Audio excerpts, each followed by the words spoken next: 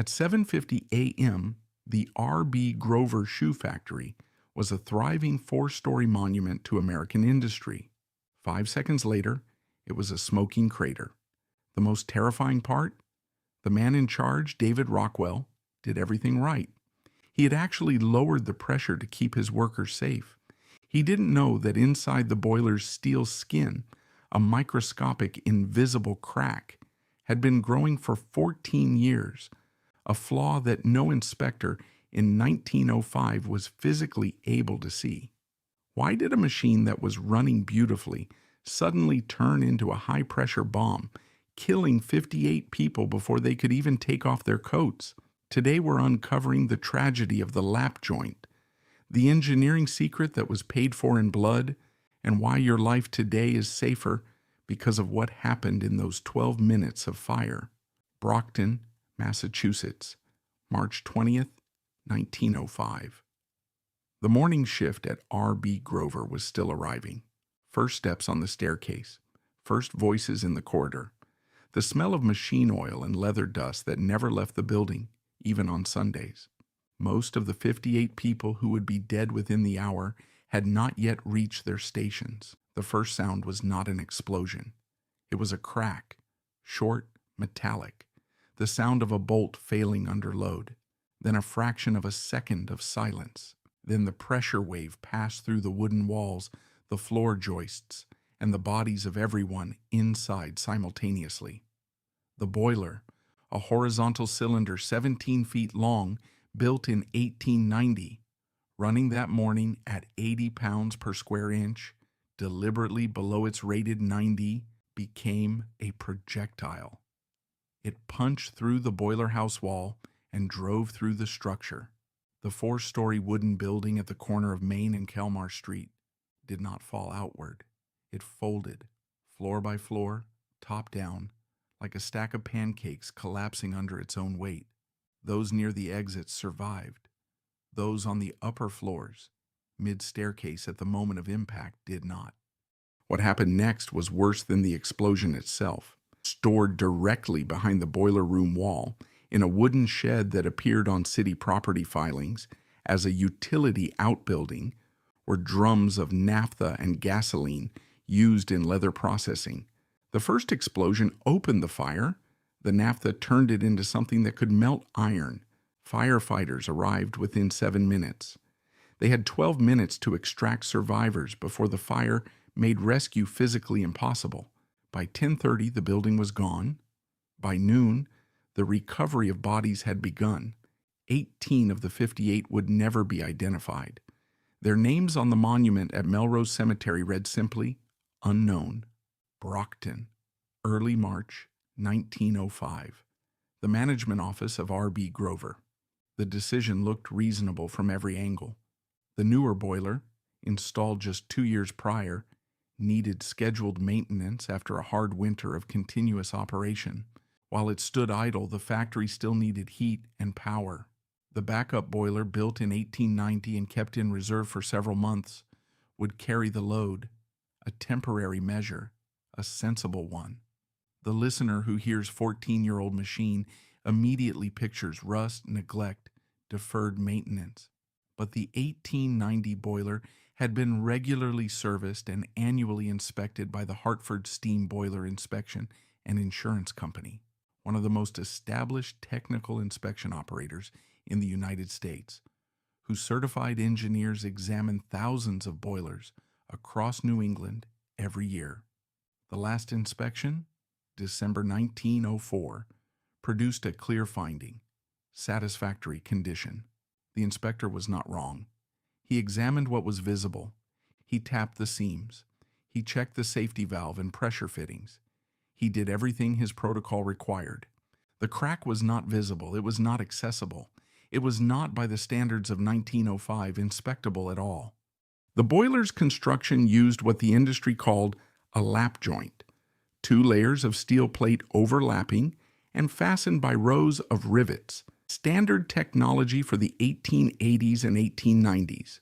Proven, widely used, economical to manufacture. But the lap joint had a structural property that no visual inspection could address. The interface between the two overlapping layers was a sealed space. No light reached it. No probe entered it. Over 14 years of heating and cooling cycles, the steel at that interface had been flexing in fractions of a millimeter with every pressure change, expanding under load, contracting at shutdown, expanding again. The process had a name in later metallurgical literature: fatigue cracking. In 1905, it had no name that the inspection industry was equipped to act on. Hartford's inspector in December 1904 had no instrument that could locate a crack propagating between bonded steel surfaces. That instrument did not yet exist. His satisfactory notation was accurate for what the methodology of that year could determine, and it was at the same time a document that would kill 58 people 3 months later. The boiler fired up in early March and ran smoothly for 2 weeks. It gave no warning that any observer could interpret as danger. On the morning of March 20th, David Rockwell checked it at 7:25 and noted everything within normal parameters. He had lowered the operating pressure to 80 pounds per square inch, a deliberate margin of safety below the rated 90. The machine was, by every available measure, running correctly. The crack inside the lap joint did not respond to caution. It responded only to time, and time had already run out. Boiler room log, R.B. Grover Factory, March 20th, 1905, 7:25 a.m. David Rockwell, chief engineer, arrived 25 minutes before the explosion. He checked the backup boiler, recorded pressure at 80 pounds per square inch, deliberately below the rated limit, confirmed water level normal, noted even combustion. His logbook entry was clean and professional. He held a first-class engineer's license and 12 years of experience.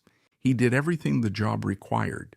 His wife later told the investigating commission that Rockwell had been uneasy about the old machine for months, since the moment management confirmed it would need to be restarted. He didn't trust it, but unease is not an engineering document, and stopping production was not his decision to make. That decision belonged to ownership.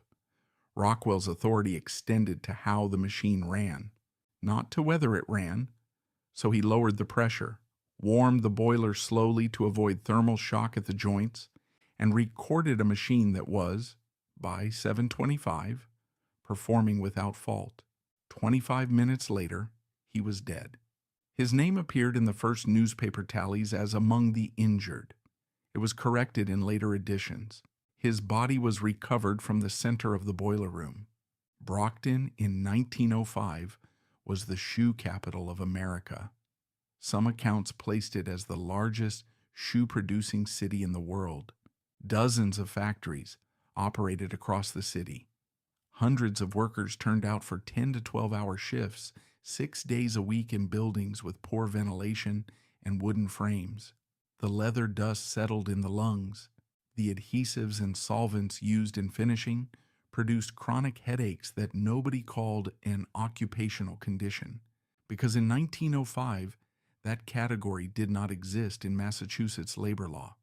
The strike of 1899, when more than 4,000 Brockton shoe workers walked out simultaneously, had won a few cents per hour and nothing else.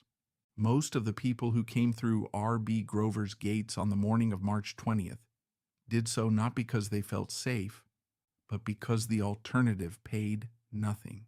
Among the survivors who testified before the inquest commission was a floor supervisor identified in the record only as W.H. He stated that approximately 3 to 4 weeks before the explosion, he had mentioned to Rockwell an unusual sound occasionally coming from the direction of the boiler room, a short metallic creak that appeared during sharp load changes. Rockwell, according to W.H., said he would look into it. The subject was not raised again. The commission logged the exchange without drawing a separate conclusion. Rockwell was dead and could not explain what he had checked, what he had found, or what he had decided. The technical investigation established the cause, fatigue cracking in the lap joint, and noted that the crack could not have been detected by standard inspection methods. No one was legally at fault. 58 people were legally dead. Brockton, Massachusetts, March 29, 1905, 9 days after the explosion. The district attorney released the finding. The explosion resulted from a concealed defect that could not have been detected. No criminal proceedings would follow. 2 weeks later, on April 12th, the civil court ruled that R.B. Grover bore no legal liability. The failure was an undetectable manufacturing flaw, not negligence. 58 dead, 0 defendants. The expected response is that someone should have stood trial. The owner, the inspector, the contractor who built the boiler room. But the legal architecture of 1905 recognized only 2 categories: a specific criminal act or an accident. A crack propagating invisibly inside a steel seam for 14 years was an accident. And the fact that thousands of identical boilers were running in identical condition across America, and that industrial lobbying had blocked any federal standard that might have addressed them, was not a crime under any statute then in force. It was simply the shape of the landscape. By 1905, Ohio and Massachusetts already had state-level boiler inspection laws, but there was no federal standard. Attempts to create one had appeared in Congress repeatedly since the 1880s and disappeared just as regularly into subcommittees. The argument that killed each proposal was consistent. Standards should be voluntary and industry developed, not government mandated. The Hartford Steam Boiler Inspection and Insurance Company, which had just certified the Grover boiler as satisfactory 3 months before it destroyed a city block, had a direct financial interest in that argument. A mandatory government standard meant government inspection. Government inspection meant the end of Hartford's business model. The company retained sufficient representation in Boston and Washington to make that preference felt.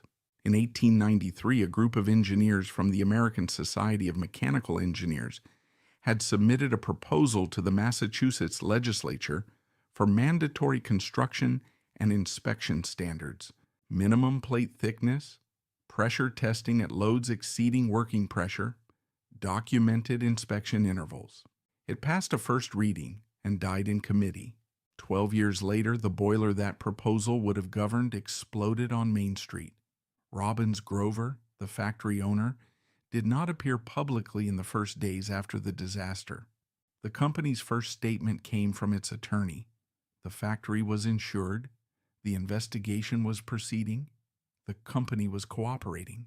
Standard legal positioning. But Grover did something afterward that complicates the simple portrait of an indifferent owner.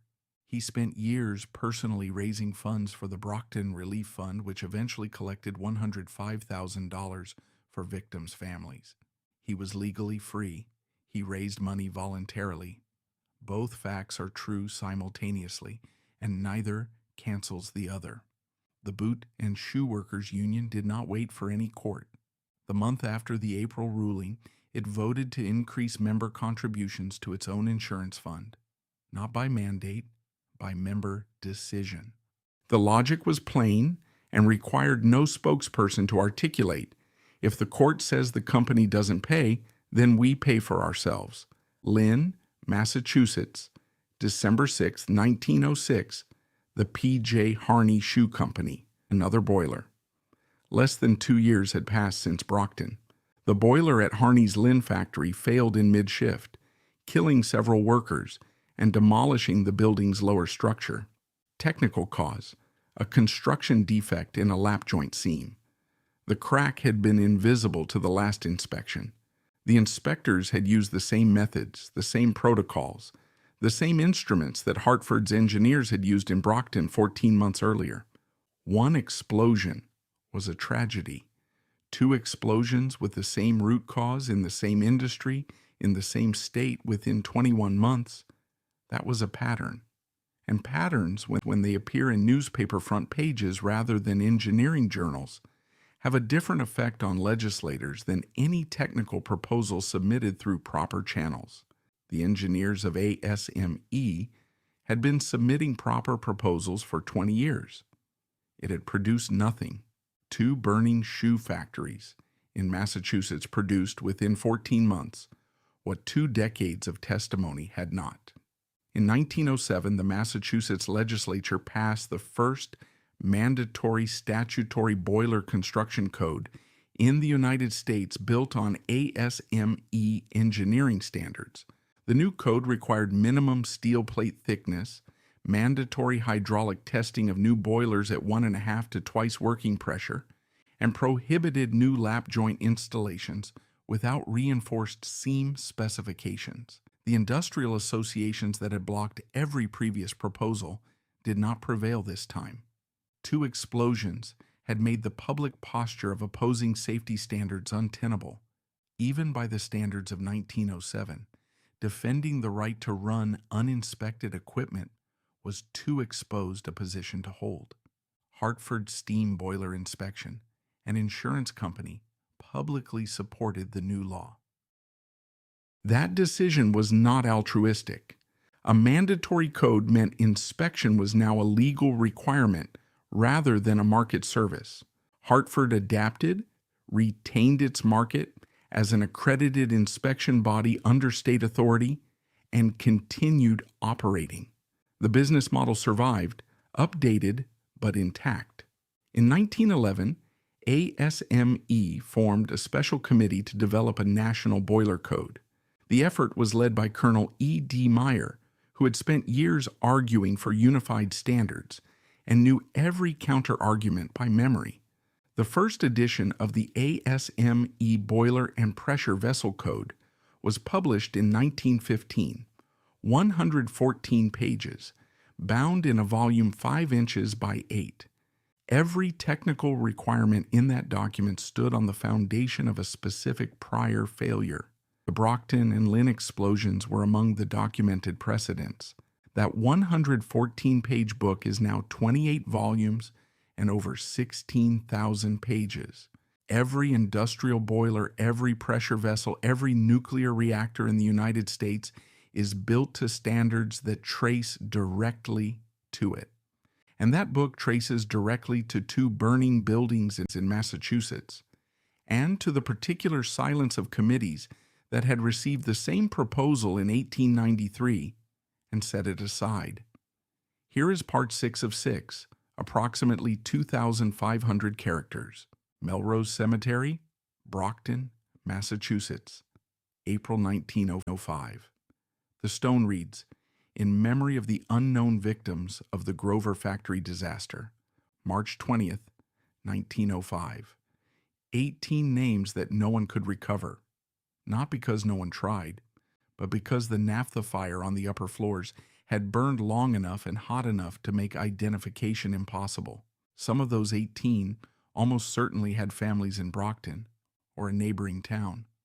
Some may have been recent arrivals, one of the thousands of immigrants filling New England shoe factories at the turn of the century.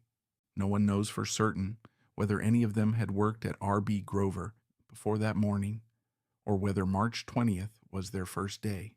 The expected final image is of helpless victims who knew nothing and could do nothing. But the Brockton numbers contain a different fact, one that tends to get lost in the casualty count. 360 people were inside or immediately adjacent to the building at the moment of detonation. 58 died. 302 walked away. That ratio is not incidental. It reflects 12 minutes of firefighter work, building geometry that channeled some of the blast outward rather than inward, and the particular luck of where a person happened to be standing at 7:50 on a Monday morning. The disaster could have consumed the entire shift. It did not. The dead were predominantly women between 16 and 35.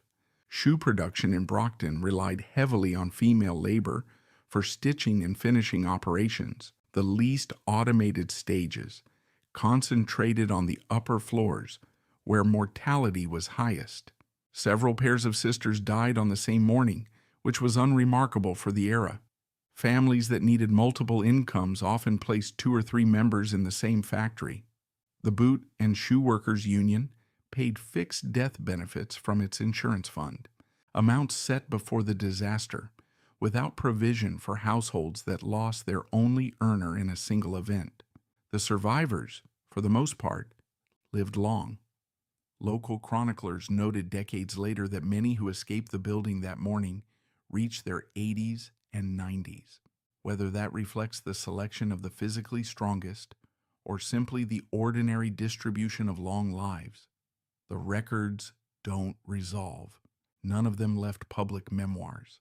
The era when ordinary industrial workers wrote accounts of industrial disasters had not yet arrived. The corner of Main and Kalmar Street was rebuilt. Brockton's shoe industry ran for another half-century before production migrated to cheaper labor markets, quietly, without a single dramatic closing moment. The city stopped being the shoe capital of America, the same way the lap joint stopped being standard, gradually, then completely, without anyone marking the precise day it ended. The ASME boiler and pressure vessel code references Brockton in its historical preamble, small type, 1 paragraph. The 114 pages that grew to 16,000 don't require the name to be prominent. Every pressure vessel built to that code is the answer to what happened when the name didn't exist yet.